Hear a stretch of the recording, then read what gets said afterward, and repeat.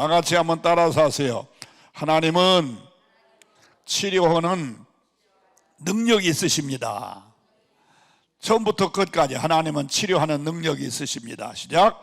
하나님은 치료하는 능력이 있으십니다. 믿습니까? 믿습니까? 오늘 여러분들 잘 나오셨어요.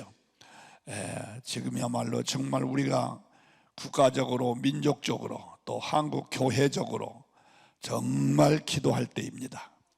그런데 많은 성도들은 기도하지 않고 쉬고 있어요. 또 이 성산에 올라오신 분들 가운데서도 어쩌면 이 자리에 나오지 않고 그냥 방에 있는 분도 있지 않나 싶습니다.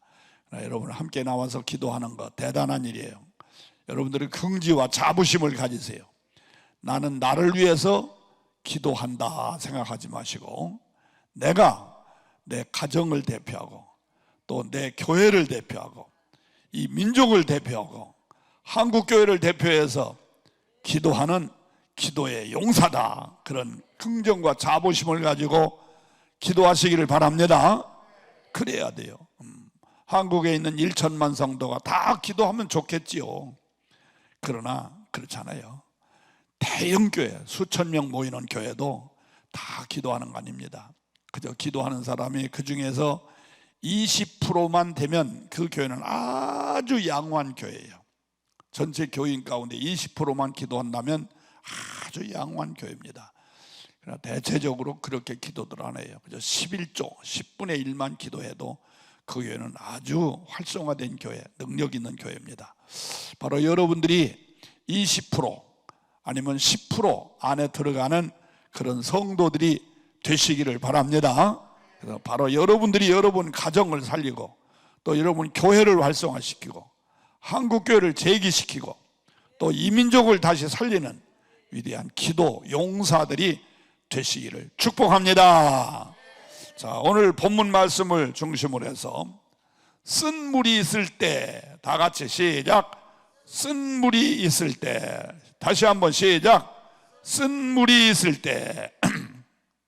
우리가 세상에 살다 보면 쓴 물이 있을 수가 있어요.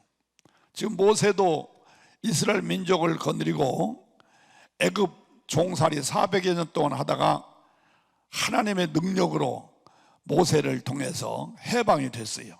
해방.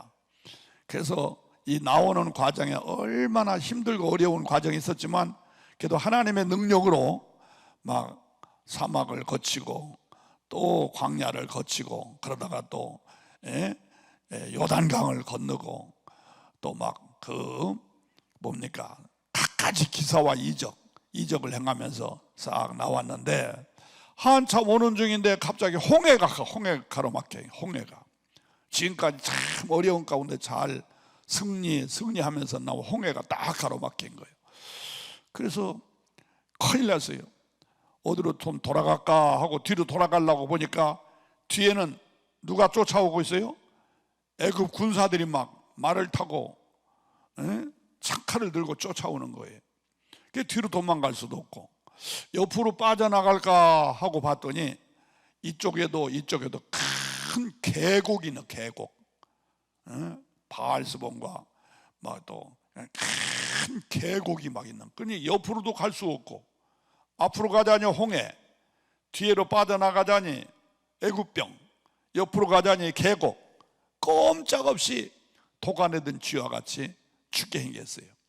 그때에 모세가 하나님 앞에 기도했더니 하나님께서 모세야, 네가 든 것이 뭐냐? 지팡이입니다. 그래, 그 지팡이를 가지고 홍해를 가리켜라 하고 홍해를 가리켰더니 홍해가 쫙 갈라졌어요. 할렐루야. 그리고 마치 육지와 같이 돼가지고 애굽의 200만 군사들이 신바람나게 홍해를 건너가고 가는 거예요. 그랬더니 애굽 병들이 막 추격해오는 거예요. 그래서 큰일 났어요. 그때 하나님께서 또 모세에게 모세야, 내 손에 든 지팡이를 가지고 홍해를 가리켜라 하고 딱 가리켰더니 흘러내려가던 줄이 아까는 딱 중단이 됐었는데 다시 지팡이를 가리키니까 다시 합쳐버렸단 말이에요. 그래서 이스라엘 민족은 홍해를 싹 건너왔는데 뒤에 추격해오고 있던 애굽 병사들은 물속에 장사되고 말았단 말이지요. 아주 기가 막힌 역사지요. 하나님의 능력이 이렇게 위대한 겁니다. 뒤에는 애굽병, 앞에는 홍해, 내 갈 길 가로막혀 막막할 때에 모세의 능력의 지팡이를 내게도 주옵소서, 주시옵소서. 할렐루야.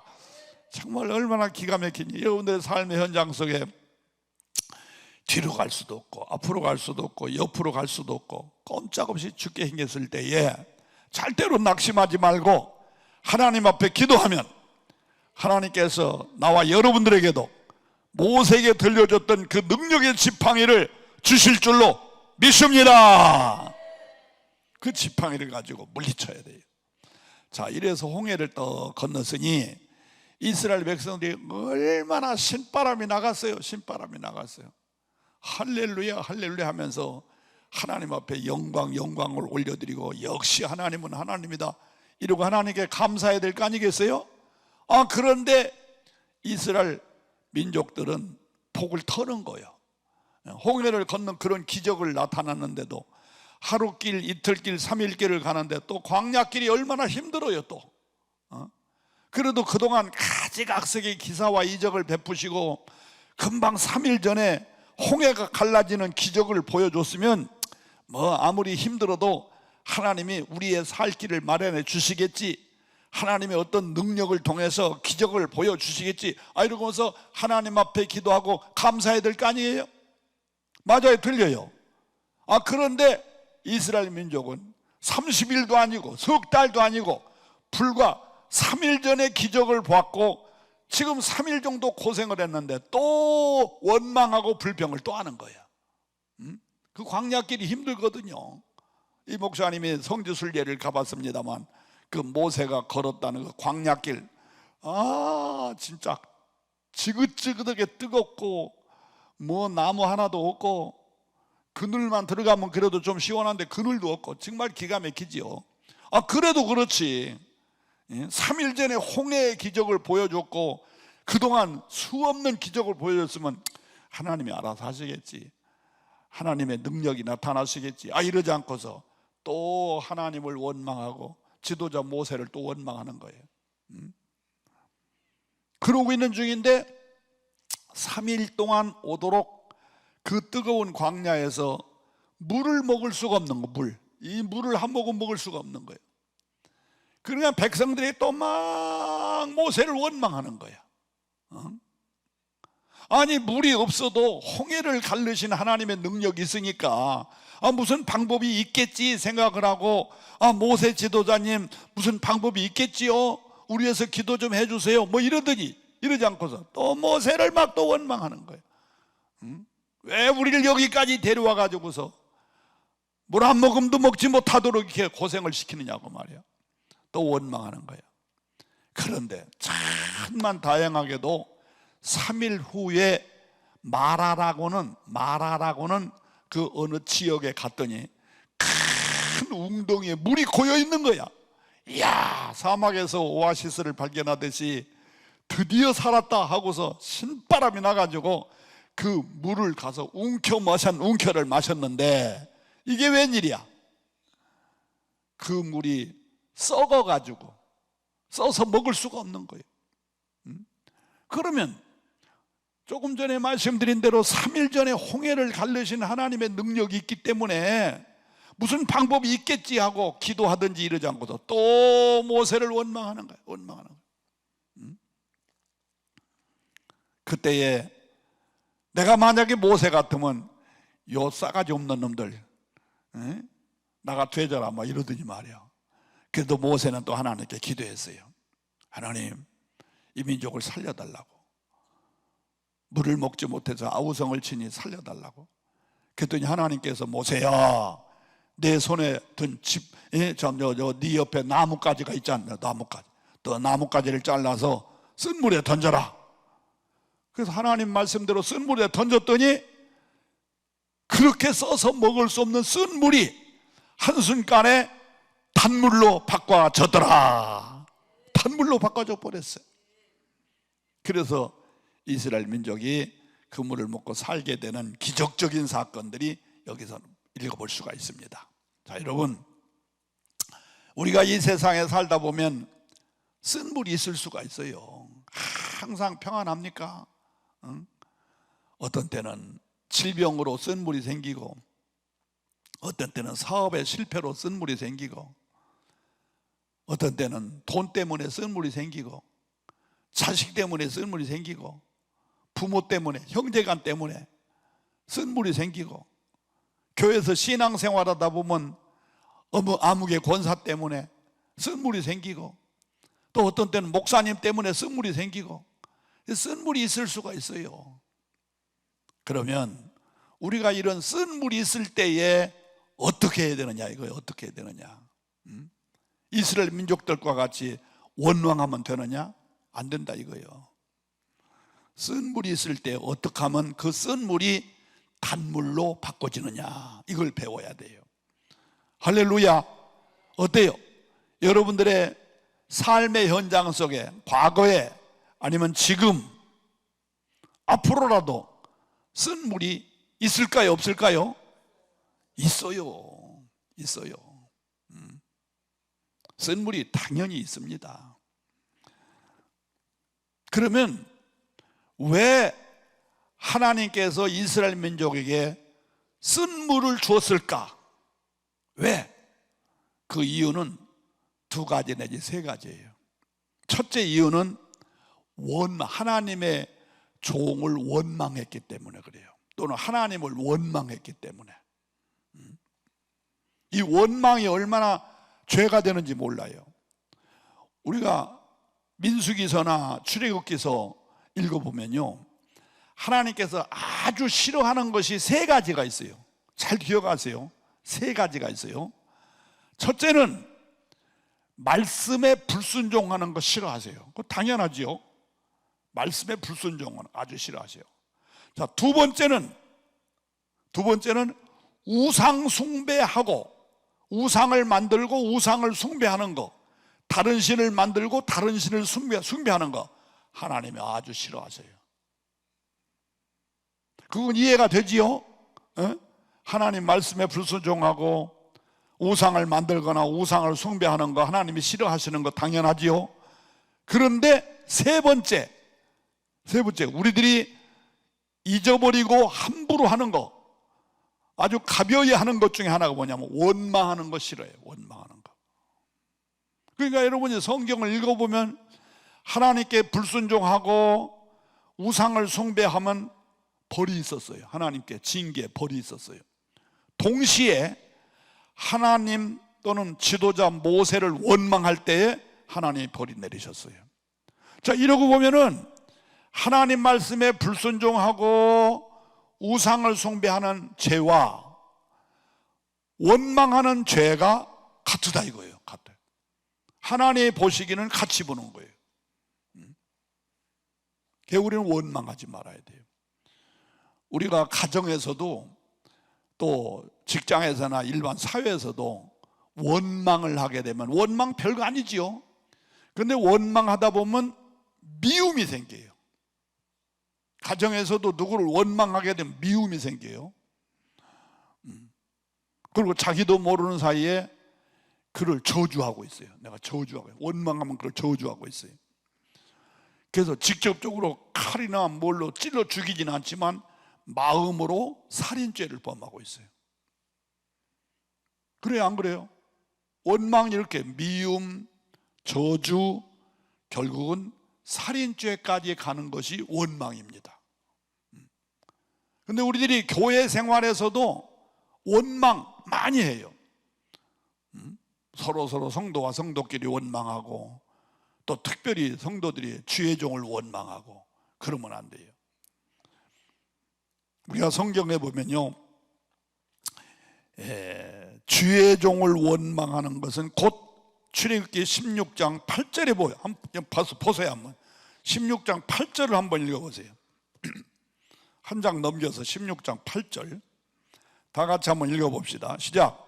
모세가, 다 같이 읽으세요. 시작. 모세가 또 이르되 여호와께서, 안 읽으세요? 읽으세요. 시작.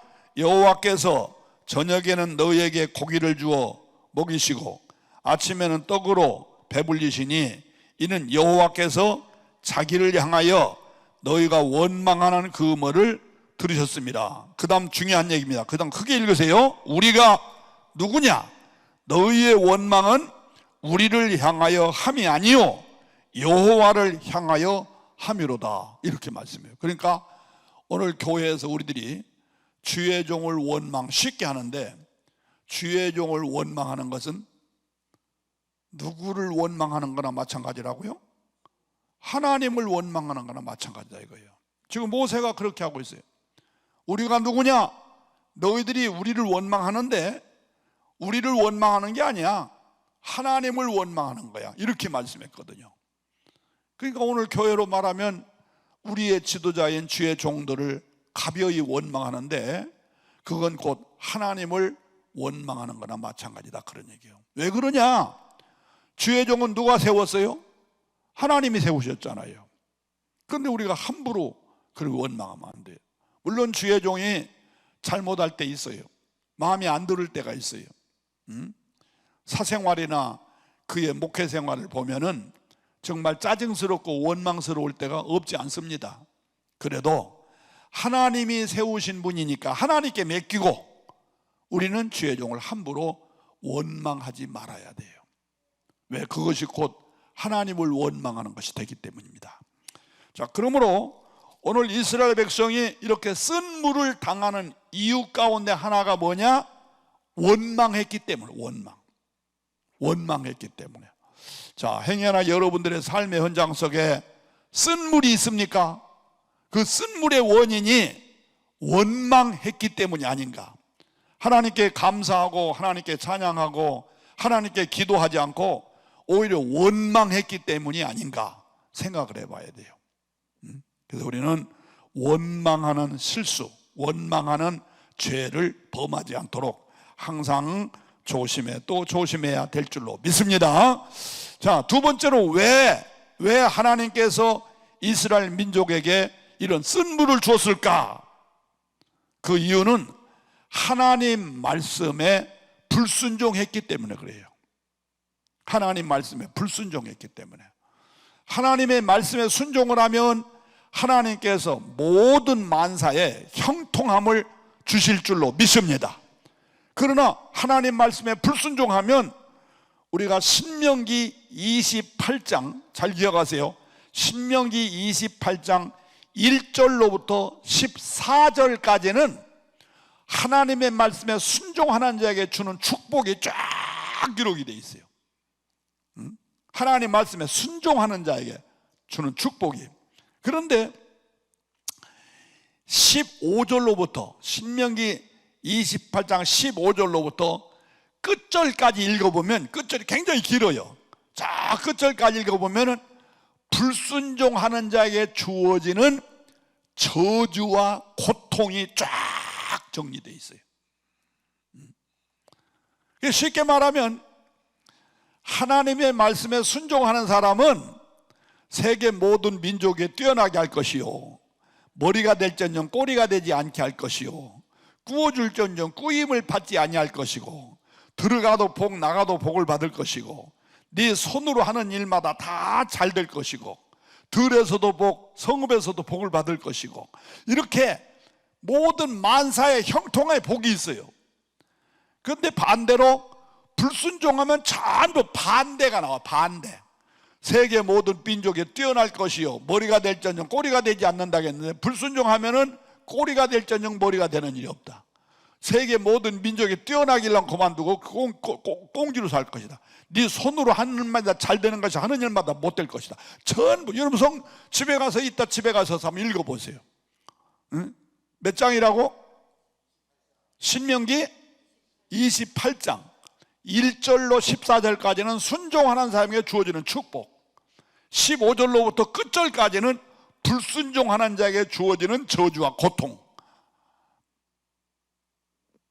여러분, 우리 성도들은 항상 하나님의 말씀에 순종하고 살 때에 만사에 형통이 있지만 불순종하게 되면 오히려 쓴물이 온다는 걸 기억하시고 늘 하나님의 말씀에 순종하며 사시기를 주의 이름으로 축원합니다.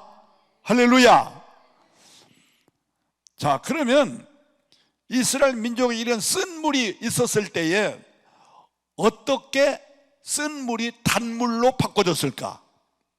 바로 여러분들에게 지금 현재 육체적인 쓴물, 가정의 쓴물, 경제적인 쓴물, 자녀로 인한 쓴물, 사업으로 인한 쓴물, 기타 여러 가지 모양으로 쓴물이 있을 때에 어떻게 해야 단물로 바꿔줄 수 있을까? 이 비결을 여기서 찾아야 돼요. 어떻게 해야? 자, 그것은 첫 번째요, 마지막째요, 결론적인 얘기를 한다면 쓴물을 단물로 바꿀 수 있는 능력자는 하나님이시다. 이걸 믿으셔야 돼요. 아멘이십니까? 따라서 하세요. 나의 쓴물을 단물로 바꿔줄 수 있는 능력자는 하나님이시다. 믿으시면 아멘 하세요.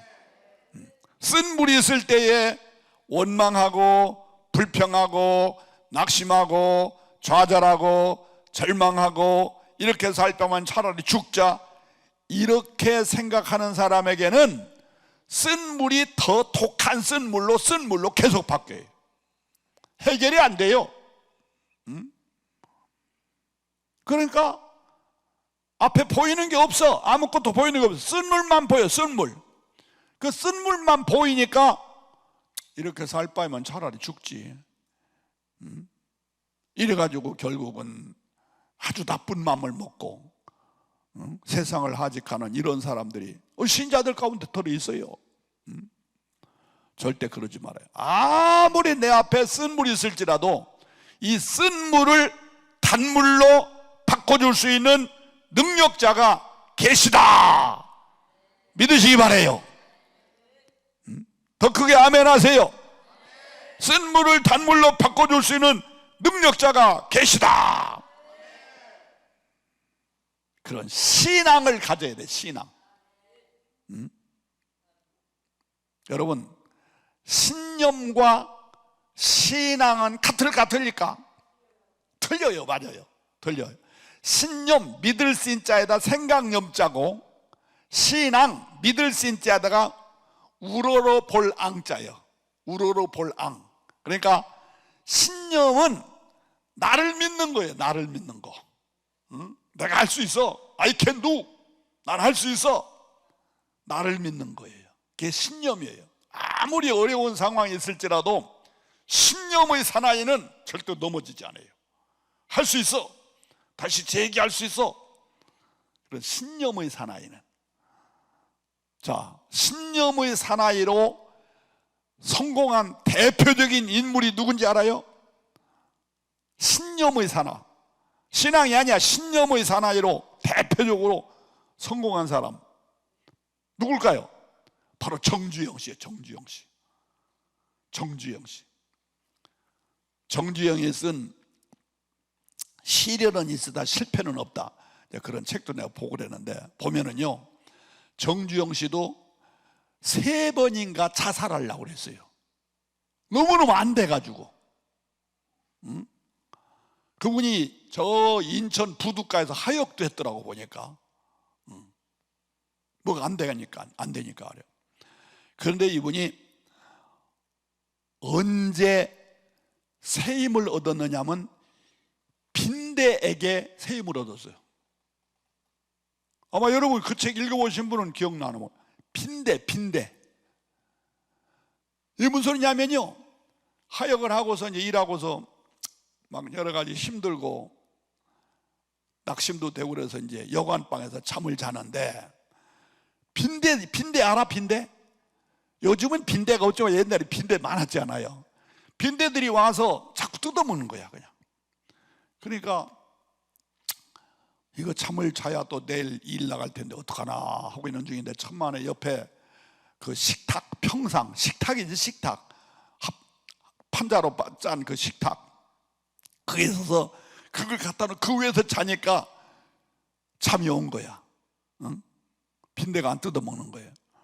좀 있다 보니까 또 뜯어먹는 거예요. 그래서 웬일인가 하고 보니까 이 빈대들이 상다리를 타고 이렇게 올라와 가지고 또 뜯어먹는 거야. 이 지독한 놈들이다. 이거 어떡하나 그러고서 있다가서 살살 부엌에 가서 큰 대접을 4개를 구해가지고 거기다 물을 부어가지고서, 그리고 상다리 밑에다 놓고 그러고 자는 거예요. 왜? 빈대가 오다가 물에 빠져 죽으라고 말이에요. 자기한테는 못 오게 하려고. 그렇게 하고 했더니 아니 게 아니라 잠이 잘 와요. 응? 빈대들이 사람 냄새 맡고서 이렇게 올라오다가 그 대접에 부어놓은 물에 빠져 죽고 못 올라오는 거예요. 이제는 됐다 하고 자는데 한참 자다 보니까 빈대가 또 뜯어먹는 거야. 이게 이 새끼들이 어떻게 해서 뜯어먹나 보니까는 세상에 빈대들이 벽을 타고 이렇게 올라가가지고 천장에서 자기 있는 곳으로 낙하를 하는 거예요. 그리고 또 뜯어먹는 거예요. 세상에, 여러분, 빈대 대가리 있어 없어? 빈대 잘 모르지? 옛날엔 빈대 많았어요. 이래가지고 대가리가 조금 붙었어요. 조그만하게. 세상에 몸뚱이는 크지만 대가리는 조그만한데, 아니 저 대가리에서 어떻게 저런 머리가 생겨가지고 저런 지혜가 생겨가지고 상다리 상위에 올라오지. 대접에 물을 부었더니 또 건너뛰고 못 오니까 또 천장을 거쳐서 낙하를, 이걸 보면서 거기서 정주영 씨가 새 힘을 얻었다는 거예요. 세상에 빈대 대가리도 있을까 말까 저 미물의 곤충 새끼가 저렇게 끈질기게 나를 공격하고 내 살을 뜯어먹는데, 빈대 대가리보다 내 대가리가 커. 적어. 세상에 빈대 대가리보다 내 대가리가 더 큰데, 저 미물인 빈대 새끼도 자기가 목표하고 있는 것을 절대로 포기할 수 없다고 끈질기게 쫓아다니면서 나를 뜯어먹는데, 내가 인간이 돼가지고 쉽게 무너져? 거기서 새 힘을 얻었다는 거야. 거기서 그 빈대 새끼한테 교훈을 받아가지고. 그래서 할 수 있다.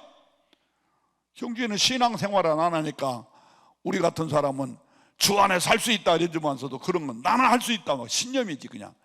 그래서 그 사람이 정말 한국의 일대 재벌이 되고 세계에서 몇 번째 안 가는 큰 부호가 됐다는 그 얘기가 있어요. 일화가 있어요. 여러분, 신념도 놀라운 역사를 일으킵니다. 신념도 어떤 상황에 있을지라도 나는 할 수 있다. 긍정적인 그 신념, 그게 이제. 근데 나와 여러분은요, 신념의 단계에서 한 단계 우에 있는 무슨 단계? 신앙의 단계. 신앙. 자, 신념은 생각념이야. 나를 믿는 거예요. 신앙은 우러러 볼 앙자요. 누구를 우러러 봐? 하나님을. 하나님을 우러러 보는 거예요. 내가 나를 믿는 신념도 승리할 수 있는데, 하나님을 우러러 보는 그 믿음, 하나님을 우러러 보는 소망, 하나님은 할 수 있다고는 그 신앙, 이건 뭐든지 할 수 있다 이거예요. 믿으시면 아멘 합시다. 더 크게 아멘 합시다. 그러므로 여러분들에게 어떤 쓴물이 있을지라도 1차적으로 신념으로 그 문제를 해결하시기 바라요. 하나님이 나와 여러분을 만드실 때에 하나님의 형상대로 지으셨다. 하나님의 형상대로. 그럼 우리에게는 뭐가 있습니까? 우리에게는 혼과 육만 있는 게 아니에요. 아시겠어요? 나와 여러분은 혼과 육은 육신 고깃덩어리고 혼은 정신이야.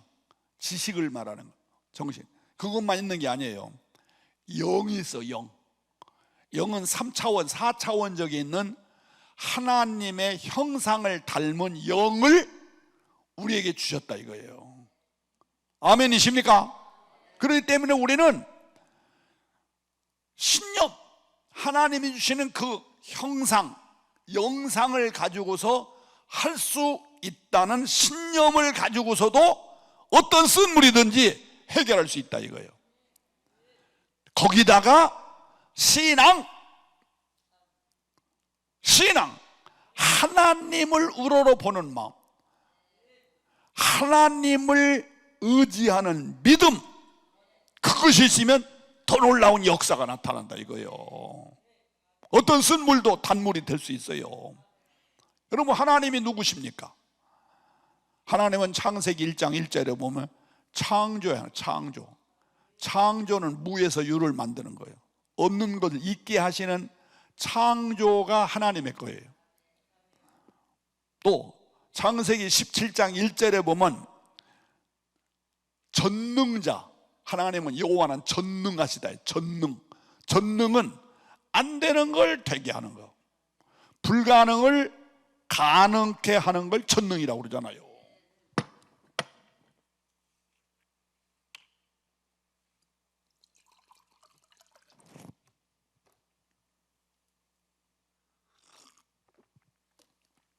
우리 하나님은 전능자, 불가능을 가능케, 안 되는 걸 되게 하시는 분이 하나님이시다 이거요. 믿어지면 더 크게 아멘. 또 여기 본문에 출애굽기 15장 26절에 보니까 하나님은 치료자라. 치료자. 여기 분명히 그랬잖아요. 여호와는 치료하는 여호와입니다. 하나님은 치료자. 병을 치료한과 동시에 지금 이 사건은 병 치료한 얘기가 아니에요. 상황을 바꿔놓는 치료요. 쓴 물을 단물로 바꾸는 사건을 바꿔놓는 치료야. 이 사건은 바로 그런 하나님이세요. 아멘이십니까? 시편 18편 1절에 보면은 하나님은 힘이 되신 분, 그는 나의 피할 바위가 되신 분, 나의 산성이 되신 분, 그분이 바로 하나님이에요. 아멘 하시기 바라요. 잠언 3장 16절, 오른손에 장수가 있고 왼손에 부귀를 가진 분, 부귀와 장수를 그분이 다 가지고 계세요. 바로 내가 믿는 하나님은 그런 하나님이에요. 여러분, 그런 하나님 믿으시면 크게 아멘 합시다. 더 크게 아멘 합시다. 그러면 우리는 신앙의 사람이 돼야 돼. 신념의 사람이 되시고, 일단은 하나님이 나를 로봇으로 만든 게 아니에요. 하나님이 나를 로봇으로 만든 게 아니고 당신의 형상을 닮은 육과 혼 동시에 영을 주시는 형상을 닮은 사람이기 때문에 우리에게도 능력이 있어. 우리에게도 나도 할 수 있다는 그런 능력이 있다 이거요. 그 믿음을 가지고 어떤 경우에서도 절대로 낙심하지 말고 좌절하지 말고 절망하지 말고, 그런데 거기다가 창조자, 전능자, 치료자, 힘있는 자, 부귀와 장수를 거머쥐고 있는 그분을 우러러 보는 신앙이 있단다면 우리에게 어떤 쓴물도 단물로 바꿔질 줄로 믿습니다. 아멘. 그런 믿음이 있어야 돼. 어떤 목사님은 그래요. 성도가 낙심하고 절망하는 것은 10계명을 범한 죄보다 더 큰 죄다 이렇게 말해요. 저는 그 말을 받아들여요. 자, 여러분, 10계명을 범하면 죄입니까 아닙니까? 죄지요.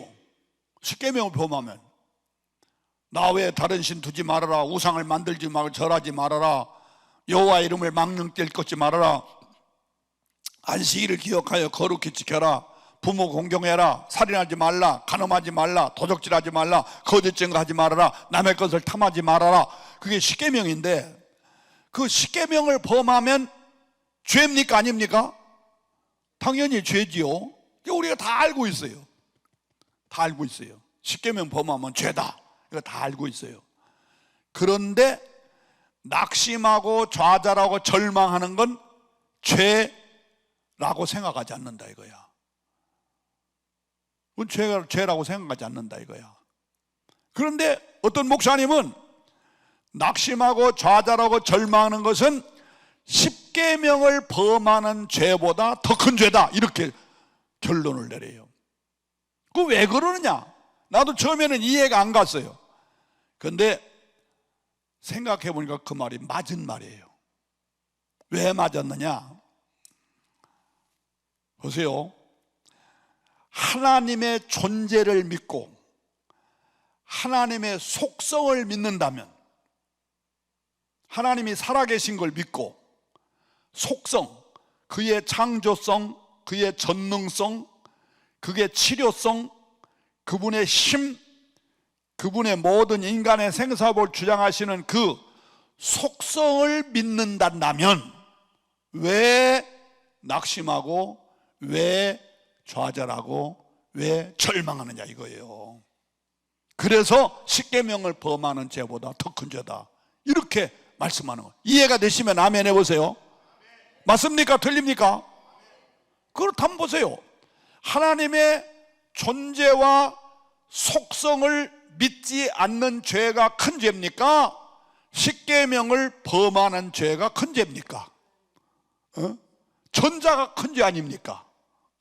십계명을 범하는 죄도 큰 죄지만 하나님의 존재와 속성을 믿지 않는 죄가 더 큰 죄 아닙니까? 그러니까 그 목사님은 그런 얘기 하는 거예요. 하나님의 존재와 하나님의 속성을 믿는다면 왜 낙심하고 좌절하고 절망하느냐 이거야.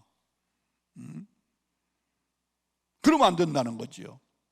그러므로 저와 여러분들의 삶의 현장 속에 원치 않는 쓴물이 있다 할지라도 그 쓴물이 나로서는 해결할 수 없어. 돈 문제든 자식 문제든 건강 문제든 남편 문제든 사업 문제든 뭐 가정 문제든 그 쓴물 나는 해결할 수 없다고 해서 그냥 주저앉지 마시고 그냥 쓴물을 얼굴에 쓰고서 그냥 내천자를 수십 개 그리고 앉아서 낙심하고 좌절하지 마시고 내 앞에 오니 아무리 힘들고 어려운 쓴물이라도 이 쓴물을 달게 바꿔 주실 수 있는 하나님을 내가 믿는다. 나는 그 하나님을 믿는다. 믿으시기를 축원합니다. 믿는 자에게 능치 못함이 없다고 그랬잖아요. 할 수 있거든요. 무슨 소리냐? 믿는 자에게는 능치 못함이 없느니라. 믿음은 바라는 것들의 실상이요 보지 못하는 것들의 증거로다. 믿음이 있을 때 그 쓴물은 달물을 바꿔줘요. 할렐루야. 두 번째 중요한 것은 같은 맥락이지만 믿기만 하고 가만히 있으면 되느냐 아니다 이거야. 기도하라 이거야. 기도하라는 거야. 바로 모세가 그거예요. 모세가 백성들은 막 쓴물 있다고 난리 났지만 모세는 하나님의 능력을 믿었던 거예요.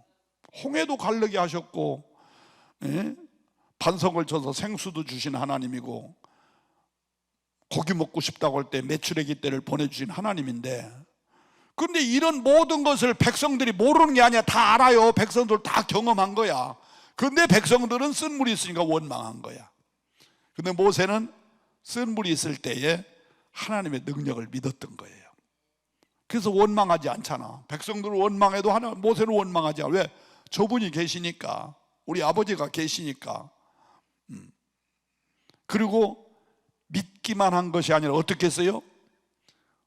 25절에 보니까 모세가 여호와께 부르짖었더니, 부르짖는 기도가 있었다는 거예요. 무슨 기도? 부르짖는 기도가 필요해요. 여러분들이 쓴물이 있을 때는 묵상 기도하지 마세요. 묵상 기도하면은요 눈물밖에 나오는 거 없어. 한숨밖에 나오는 거 없어요. 아이고 어떡하지? 아이고 어떡하지? 한숨밖에 나오는 게 없어요. 눈물만 나오고 그래가지고 뭐 되겠어요? 그러니까 나중에 우울증 걸리고 더 병만 생기고 결국 심각한 문제가 생기는 거지요. 우리에겐 쓴물이 있을 때에 묵상기도 한숨이 아니에요. 어떻게 하라고? 모세가 어떻게 했어요? 부르짖어 기도해요. 부르짖어 기도하면 내 가슴에 쌓인 응어리가 막 풀어져요. 응어리가. 또 내 안에 사람이 막 이렇게 쓴물이 있어가지고 낙심하고 움켜쥐면요, 화병이 생겨요. 화병이 얼마나 무서워요. 화병이 생겨요. 그러나 이 쓴물을 가슴에 안고 묵상하고 한숨 쉬고 화만 키우지 마시고 하나님 앞에 나와서 고야 소리 지르면서 부르짖어. 아멘. 고야 소리 지르면 부르짖어요. 미친놈처럼, 미친년처럼 말이야.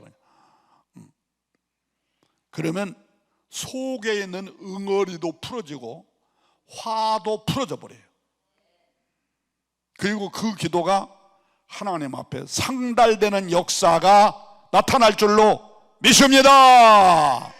할렐루야.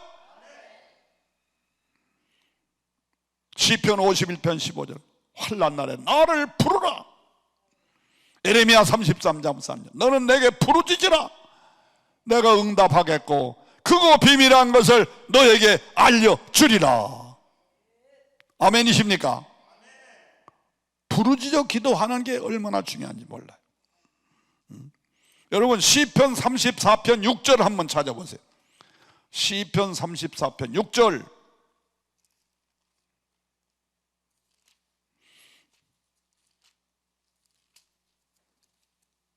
찾으셨으면 시편 34편 6절 찾으셨으면 아멘. 한번 다 같이 읽으세요. 6절 시작. 이 곤고한 자가 부르짖음에 여호와께서 들으시고 그의 모든 환난에서 구원하셨도다. 부르짖어야 돼. 부르짖어야 돼. 할렐루야. 부르짖는 기도를 하나님은 들으시고 응답하세요. 모세처럼 모세가 여호와께 부르짖었더니 첫째는 하나님의 능력을 믿고 두 번째로는 부르짖는 기도가 필요해요. 성전에 와서 간절히 부르짖을 때 하나님께서 여러분들의 기도를 들으시고 쓴물이 변하여 단물로 바꿔주실 줄로 믿습니다. 여러분 목사에게는 쓴물이 있을까요? 없을까요? 목사에게도 쓴물이 있을까요? 엄청나게 많아요. 쓴물이. 성도들이 그 수많은 수백, 수천 명, 대형교회는 수만 명 이런 성도들을 목회하는 과정에서 쓴물이 얼마나 많아요.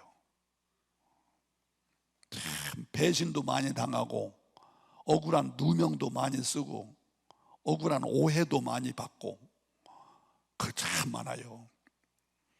그런 쓴물이 있을 때에 인간적으로 문제를 풀으려고 하면 그 쓴물이 자꾸 더 꼬여요. 그래서 나중에 풀기가 어려워요. 그 방법은 간단해요. 쓴물이 있으면 하나님께서 기도하라고는 신호나팔이다 생각하고 성전에 나와서 때로는 눈물을 흘리며 때로는 부르짖으며 하나님 앞에 기도해요. 하나님 앞에. 그리고 제일 쉬운 것은 예수님의 십자가를 바라보고 기도하는 거예요. 예수님의 십자가. 그 예수님이 십자가에 어떤 고난을 당하셨습니까?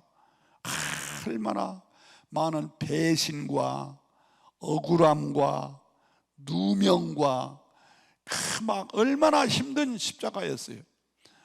그래서 예수님의 십자가를 이렇게 바라보면서 그 예수님이 당하신 십자가의 고난을 생각하면서 기도하면은요, 어떤 쓴물이라도 주님이 당하신 쓴물에 비하면 아무것도 아닌 거야. 위로를 받는 거야. 주여 감사합니다. 주여 감사합니다. 성도야 성도야 나를 따라 오려거든 날마다 자기를 죽이고 십자가 튼튼히 부여잡고 따라오라 나 지금 있는 곳에. 그 주님의 십자가를 바라보면 어떤 쓴물도 견딜만해. 어떤 쓴물도 이길 수 있어. 어떤 쓴물도 이해가 돼. 주님의 십자가를 바라보면서 기도하면. 할렐루야. 그러다가 나중에는 힘이 들어. 그래도 그냥 십자가를 바라보고 기도하고 십자가를 바라보고 기도하고 부르짖고 기도하고 힘이 들고 때로는 정말 낙심이 될 때도 있어요. 그러면은 그 유명한 분이 그런 책을 썼어요. 내가 어디 적어놓은 것 같은데,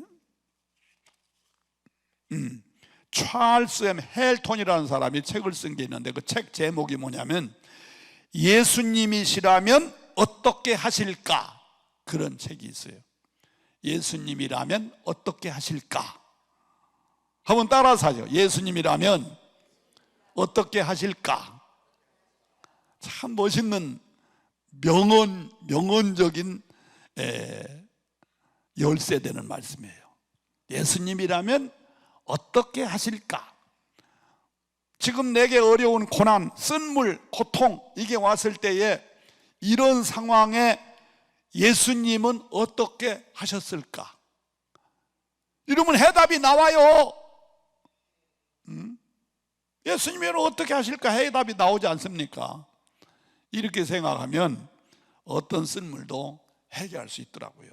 나중에는 결과적으로는 승리의 계가를 부를 수 있고, 그렇게 나를 힘들게 했던 그 사람들이 다 찾아오고 죄송하다고, 잘못했다고, 우리가 생각을 잘못했다고, 그런 경우들이 얼마나 많은지 몰라요. 사랑하는 성도 여러분, 말씀 정리하면서 말씀드립니다. 쓴물이 왔을 때 신념으로 이기세요. 신념으로.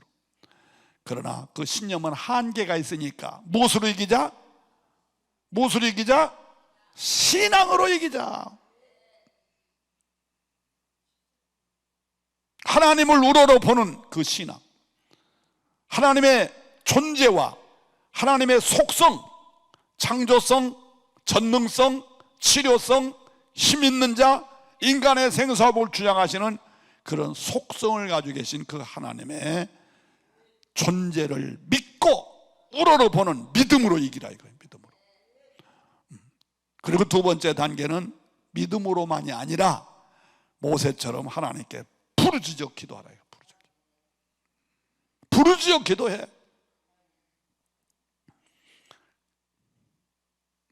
이렇게 부르짖어 기도하니까 하나님께서 말씀하지 않습니까? 여호와께서 그에게 한 나무를 가리키시니 그가 물에 던지니 물이 달게 되었더라 그랬거든. 부르짖어 기도할 때 하나님이 해결책을 주시고, 부르짖어 기도할 때에 여러분들에게 놀라운 열쇠를 하나님이 만들어 주실 줄로 믿습니다. 그럼 마지막으로 우리 본문 26절을 보세요. 26절. 이르시되 너희가 너희 하나님 나 여호와의 말을 들어 순종하고 내가 보기에 의를 행하며 내 계명에 귀를 기울이며 내 모든 규례를 지키면, 그렇게 말씀했어요. 이 말씀은 쓴물이 왔을수록 말씀에 순종하라는 거예요. 쓴물이 왔을수록. 우리가 쓴 물이 오면 낙심하기 쉽습니다. 에이, 예수 믿으면 뭐해? 교회 나오면 뭐해? 주일 성수하면 뭐해? 11조 바치면 뭐해? 그런 생각 나도 있어요. 나도 목사도 그런 마음 들어요. 그런 생각이 들을 수가 있어요. 그런다고 해서 절대로 빗나가면 안 돼. 아무리 내게 쓴 물이 있으면 하나님께서 일러주신 그대로 지금 쓴 물 있는 상황에서도 너는 하나님의 말씀을 순종하고 하나님 보시기에 의를 행하고 하나님의 규례를 잘 지켜라. 쓴 물이 왔을수록 하나님의 말씀에 더 가까이, 하나님 말씀에 더 순종하고 살라 이거예요. 아멘이십니까? 그게 바로 열쇠예요. 열쇠. 여러분, 우리가 성경을 매일 읽어야 될 이유 가운데 하나가 뭐냐면 단순히 성경을 아는 지식을 얻고자 하는 것이 아니에요.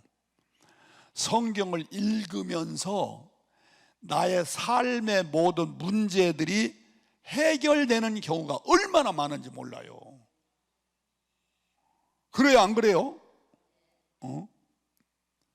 사실 이 성경에 있는 수많은 기록들은요, 우리 인생사에 있는 사건들 아닙니까? 그걸 좀 더 가까이 말하면 여기에 기록된 수많은 사건들, 말씀들은 나의 삶에 있는 사건들 아닙니까? 맞아요, 틀려요?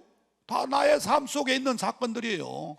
이게 뭐 옛날 뭐 구약시대에 그랬다더라, 유대인들이 그랬다더라, 헬라 사람, 이게 아니라 그걸 나하고 비유를 해보면 바로 나의 삶의 현장 속에, 내 인생사에 있는 사건들이에요. 맞으면 아멘 해보세요. 바로 인생사에 있는 사건이에요.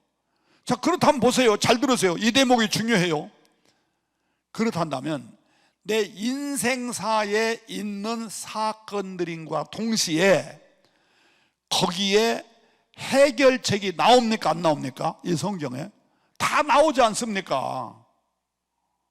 거기에 다 해결책이 나오잖아요. 성경 속에 뭐 이랬다 저랬다 하다 나중에 해결책이 나오잖아요. 그랬듯이 그걸 나하고 비유해보란 말이에요. 내 인생사에 있는 모든 사건들도 말씀 속에 해결 방법이 나온다 이거예요. 그러니까 우리는 항상 하나님 말씀을 읽고 듣고 읽고 배우고 이걸 해야 되는 거예요.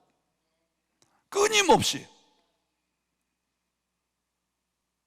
요즘 뭐 한국교회는 이 성경을 필독, 필사 이거 많이 합디다만 필사도 중요하지요. 필사하면서 내가 많이 암기하고 또 필사하면 오래 기억할 수 있지만 그보다 더 중요한 것은 매일 읽는 게 더 중요해요. 글자들이 일용할 양식이니까 매일 읽어야 돼요. 하루에 한 장이든 두 장이든 끊임없이 읽어 나가야 돼요. 그러면 읽으면서 우리가 세상 살다 보면은 그때 읽을 때는 다 잊어버렸지만 기억이 안 나지만 세상 살다 보면 이 말씀이 내가 읽었던 말씀이 떠오르면서 그 말씀이 적응이 되는 거예요. 적용이 돼. 적용이 되는 거예요. 아, 거기에는 이러저런 사건이 있는데 바로 지금 내가 그런 사건 속에 살고 있네. 근데 거기는 이러저렇게 해서 해결이 됐으니 나도 이렇게 하면 해결되겠네. 해답이 나오는 거예요. 그래서 우리는 쓴 물이 있을수록 하나님의 말씀에 가까이, 하나님의 말씀을 읽고 듣고 가까이. 아멘이십니까? 그 순종하며 살면 그 쓴 물이 단물로 바꿔지는 감사와 간증거리가 될 줄로 믿습니다. 할렐루야. 사랑하는 성도 여러분, 쓴 물 있습니다. 앞으로도 있고 앞으로 가면 갈수록 더 많아요. 그래도 우리는 어떤 상황 속에서든지 낙심하거나 절망하지 마시고 세 가지 잘 이해가세요. 첫째는 신념으로 이겨라. 신념으로. 그러나 신념은 한계가 있으니까 신앙으로 하나님의 존재와 속성을 믿는 신앙으로. 그 다음 두 번째로는 그분에게 기도해라. 그 기도는 그냥 보통 기도가 아니라 부르짖는 기도를 해라. 부르짖는 기도를 해라. 세 번째로는 쓴 물이 있을수록 하나님 말씀을 가까이 하고 말씀에 순종해봐라. 그러면 그 쓴 물이 단물로 바꿔지면서 감사와 간증거리가 생기고 나의 삶 속에 살아계신 하나님을 증거하는 놀라운 일들이 일어나게 될 줄로 믿습니다. 할렐루야. 자, 우리 찬송장 부르고 기도하겠습니다. 361장